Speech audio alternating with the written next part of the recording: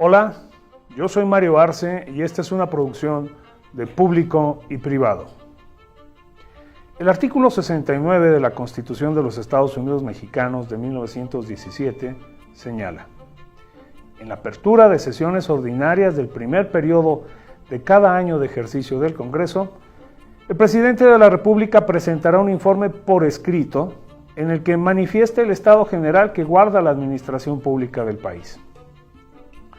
Así, en la Constitución de 1917 quedó estipulado, en el citado artículo 69, la obligatoriedad del titular del Ejecutivo Federal de rendir cuentas anuales de su administración. Aunque cabe señalar que esta exigencia no fue algo novedoso. El primer antecedente está en la Constitución de 1824, la cual lo establece en los artículos 67 y 68. Mientras en la Constitución de 1857 quedó estipulado en su artículo 63. De esta manera, el primer presidente en rendir informes fue Miguel Adauto Ramón Fernández Félix, y posiblemente usted se pregunte quién era ese señor. Bueno, pues él pasó a la historia con el seudónimo de Guadalupe Victoria, presidente de México de 1824 a 1828. Ese primer informe que efectuó Guadalupe Victoria se efectuó el 1 de enero de 1825, y en esa ocasión se tocaron aspectos sobre el ejército, el pago de sueldos atrasados a los empleados del Estado y la administración de justicia. De esta manera, lo que comenzó como un acto administrativo fue en el periodo de Lázaro Cárdenas cuando se transformó en un evento masivo en el que el presidente en turno utilizaba la ocasión para, más allá de informar sobre cuestiones generales de la administración pública, dedicaba buena parte de su intervención en señalar los criterios de las políticas implementadas, anunciaba medidas adoptadas en función de las exigencias coyunturales y, en general, indicaba las directrices que debían seguir quienes aspiraban a ser parte del gobierno federal. Asimismo, aprovechaba la oportunidad para entrar en contacto con el pueblo, recibir aplausos, loas, gritos de entusiasmo y patentizar el apoyo de las diferentes centrales obreras del país. En pocas palabras, se daba baños de pueblo. En este sentido, las agrupaciones empresariales, obreras y la clase política en general rendía pleitesía al gobernante en turno. Fue así como se convirtió esta fecha en el Día del Presidente. Esto en función de que el personaje que ocupaba la titularidad del Ejecutivo Federal se convertía en el centro de atención y veneración de todos los elementos involucrados. Incluso, algunos espectadores recordarán que ese día se suspendían las clases y más de un maestro le solicitaba a sus alumnos, como tarea, un resumen del informe. En este sentido, el poder del Estado transformó el Día del Informe en una fecha para que la clase política se congraciara con el gobernante en turno. Fue así que para la década de los años 70 el Día del Informe vivió sus mejores momentos, llenando el Zócalo de la Ciudad de México con decenas de miles de obreros y campesinos acarreados y otros tantos miles de trabajadores del gobierno obligados a asistir, so pena de descontarles en día en caso de no presentarse. Eran las épocas del PRI todopoderoso. Pero este ritual que año con año se celebraba tuvo su momento de quiebre a finales de la administración de Miguel de la Madrid, cuando en su último informe de gobierno, por ahí de 1988, fue increpado por el entonces diputado Porfirio Muñoz Ledo, situación totalmente inédita que causó consternación entre todos los presentes. A partir de ese momento, las interrupciones se volvieron paulatinamente más frecuentes, hasta que a finales del gobierno de Vicente Fox, sencillamente el desorden entre los asistentes volvió imposible la lectura del texto y se optó por buscar otras formas de cumplir con la exigencia constitucional. Fue el 15 de agosto del 2008 cuando se publicó en el Diario Oficial de la Federación la reforma al artículo 69, la cual deja sin efectos la obligatoriedad de que el presidente de la República asista al Congreso de la Unión a pronunciar un informe. Siguiendo las antiguas prácticas priistas, el miércoles 1 de diciembre de este año, la plancha del Zócalo capitalino se abarrotó de personas que, sin importarles el riesgo de contagio, acudieron al acto de veneración del actual titular del Ejecutivo Federal. Pero, ¿qué resultados de la actual administración federal debemos de tener presentes todos los mexicanos?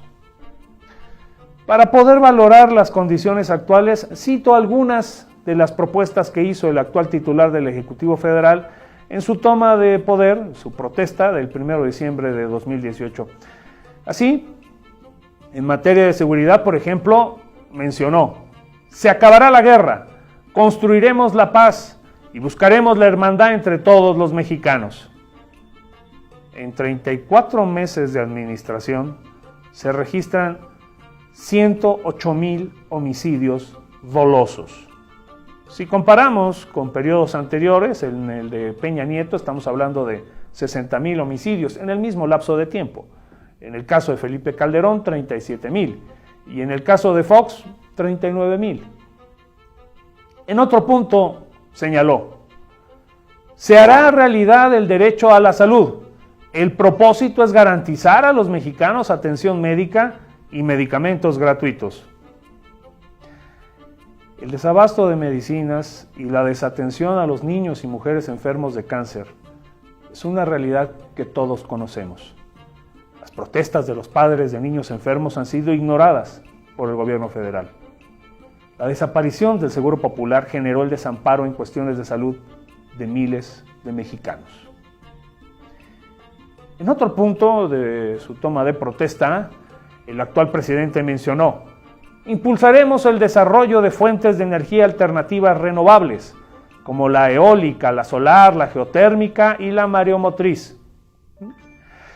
Parece ser que este punto definitivamente se le olvidó, porque su propuesta de reforma energética es precisamente todo lo contrario de lo que prometió.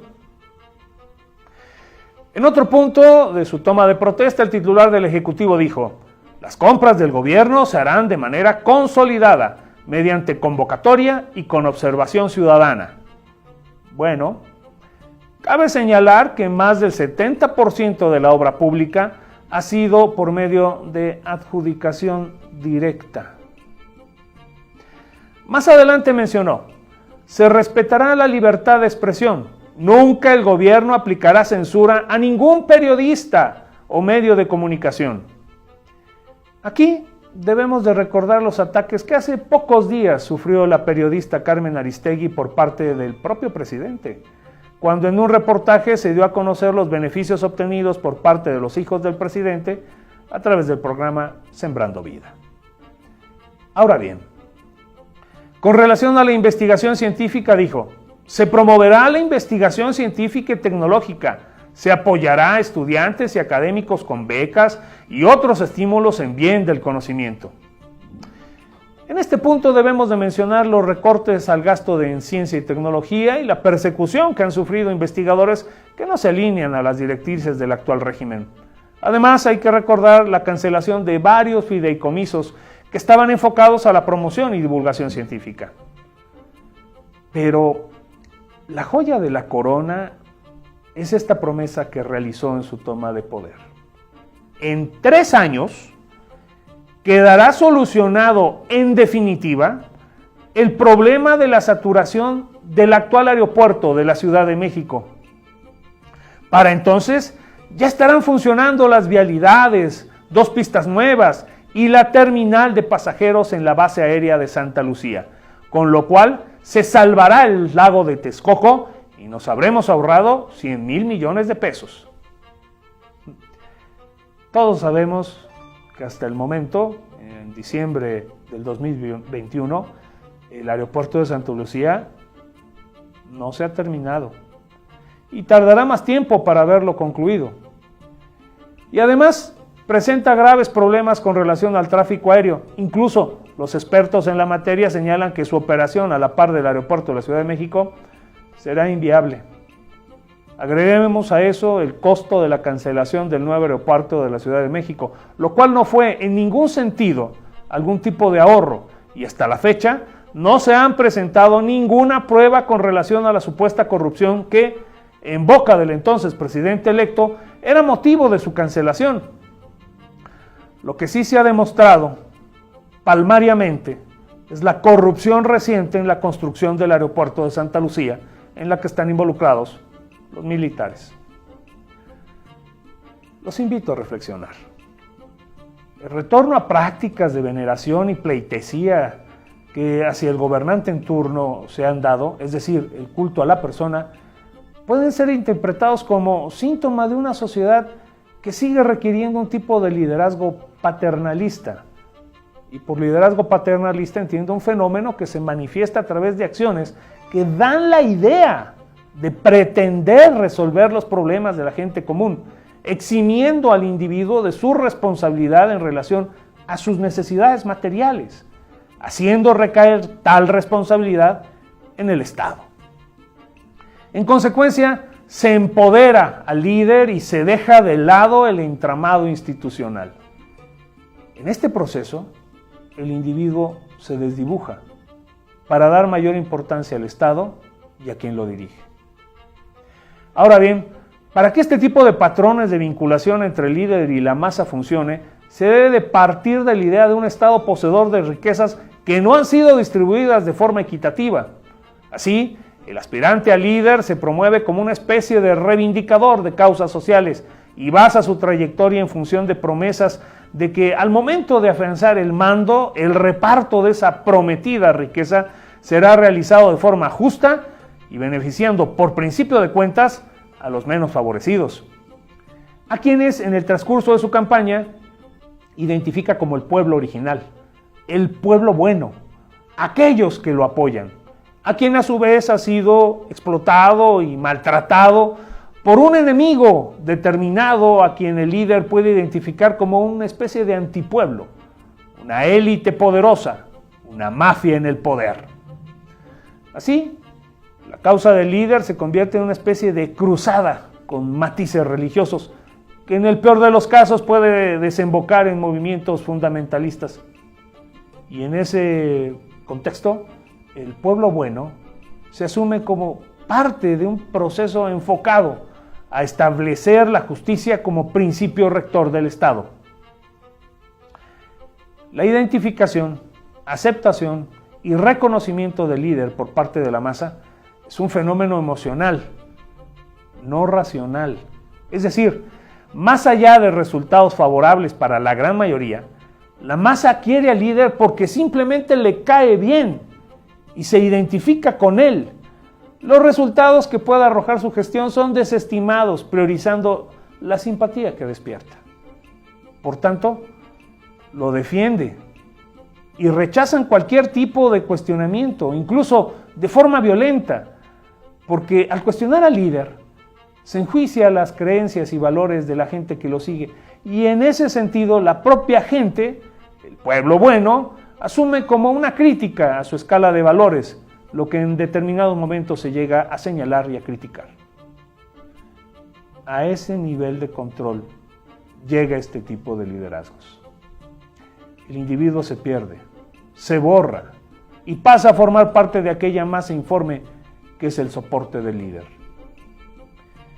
Pero los problemas aparecen al corto tiempo de que estos líderes asumen el poder.